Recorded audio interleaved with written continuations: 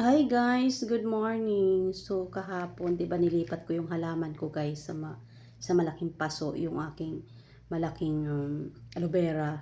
Nilipat ko dun sa malaking paso.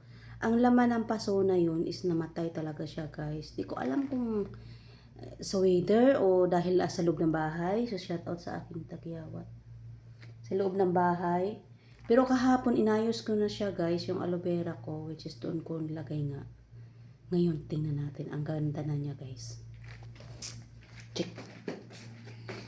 Tingnan niyo, guys. Tadang!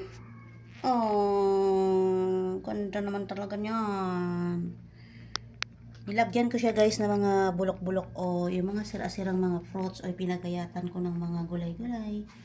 Yan. Ito yung aking welcome plant ba tawag dyan? Ba yan? Fortune? Yan. Nilagyan ko rin siya ng diniyatan ko siya ng mga hindi na nakakain. Tapos usual, meron din tayo. Isa pa. Yan. Diba? Guys, bakit ako may bawang dyan? Tapos bakit ako may bulak tas may pera sa ibabaw? Sabi kasi nila, inong bagong taon pa to guys.